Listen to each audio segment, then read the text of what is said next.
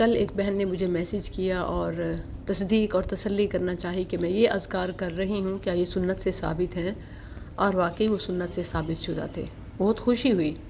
دوسری طرف میری کئی ایسی بہنیں ہیں جو یوٹیوب، ابکری، شارٹ کلپس اور سوشل میڈیا پر وائرل ہونے والی پوسٹ سے وظائف سیکھ رہی ہوتی ہیں۔ میری بہنوں، یہ بہت ہی سنگین بات ہے۔ یہ ثواب تو دور موجب عذاب ہے۔ یہ وظیفہ نہیں، خبیثہ ہے۔ اللہ کے لیے آپ جو بھی وظائف کر رہی ہیں، ایک بار قرآن و حدیث سے ضرور میچ کر لیں۔ جیسے ہر چمکتی ہوئی چیز سونا نہیں ہوتی، ایسے ہی ہر مشہور بات دین نہیں ہوتی۔ اللہ عز و جل نے خبردار کیا ہے۔ سورہ نور آیت 63، فَلْيَحْذَرِ الَّذِينَ يُخَالِفُونَ عَنْ أَمْرِهِ أَن تُصِيبَهُمْ فِتْنَةٌ أَوْ يُصِيبَهُمْ عَذَابٌ أَلِيمٌ۔ جو لوگ آپ صلی اللہ علیہ وسلم کے حکم کی مخالفت کرتے ہیں، یعنی اپنی طرف سے عبادت کے طریقے، وظیفے اختیار کرتے ہیں، انہیں ڈرنا چاہیے کہ انہیں کوئی فتنہ آ پہنچے یا انہیں بہت دردناک عذاب پہنچے۔ شیطان نے میڈیا کو اپنا اعلی کار بنایا ہوا ہے۔ اچھے خاصے معقول قسم کے لوگ عوام میں بھی مقبول تھے، دنیا کی کوئی اچھی باتیں بتاتے، اب وہ بھی وظائف کے نام پر، مجرب عملیات کے نام پر، فضائل اعمال کے نام پر، آؤٹ آف شریعہ، فیبریکیٹڈ، ایکسپائر، انسٹنٹ پھکیاں، معجون، چٹکلے، نسخے دین کے نام پر بیچتے نظر آتے ہیں۔ یاد رکھیں، یہ وظیفہ نہیں، خبیثہ ہے۔ پھر خواہ اس میں بڑی محنت، ریاضت، عبادت ہو، وہ ثواب نہیں، موجب عذاب ہے۔ میں آپ کو ایک واقعہ سناتی ہوں۔ حجت النبی صلی اللہ علیہ وسلم کتاب ہے شیخ البانی کی۔ اس میں 122 کے ریفرنس سے انہوں نے ایک واقعہ نقل کیا ہے۔ امام ابن عیینہ رحمہ اللہ نے بیان کیا، میں نے امام مالک بن انس کی گفتگو سنی۔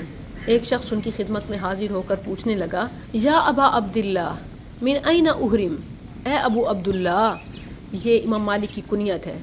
پوچھتا ہے کہ اے ابو عبداللہ، میں احرام کہاں سے باندھوں؟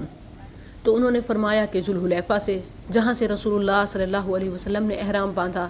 اس شخص نے عرض کیا کہ انی ارید ان احرم من المسجد من عند القبر، میں تو مسجد نبوی، روضہ رسول، قبر رسول صلی اللہ علیہ وسلم سے احرام باندھنے کا ارادہ رکھتا ہوں۔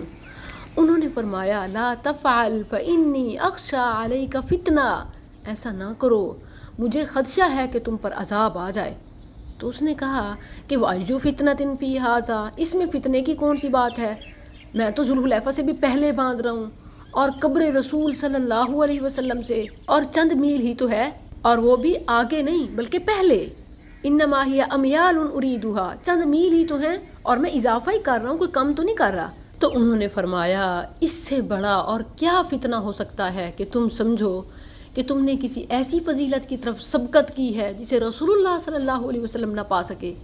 یعنی جو کام رسول اللہ صلی اللہ علیہ وسلم نے نہیں کیا، مسجد نبوی سے احرام باندھنا، تم سنت کے مقابلے میں اپنی حرص کو، سبقت کو زیادہ فضیلت والے سمجھ رہے ہو۔ اور اللہ عز و جل فرماتا ہے فَلْيَحْذَرِ الَّذِينَ يُخَالِفُونَ عَنْ أَمْرِهِ ان تصیبہم فتنہ او یصیبہم عذاب علیم۔ سو وہ لوگ جو آپ صلی اللہ علیہ وسلم کے حکم کی مخالفت کرتے ہیں، ڈر جائیں کہ انہیں کوئی فتنہ آ پہنچے یا انہیں بہت دردناک عذاب پہنچے۔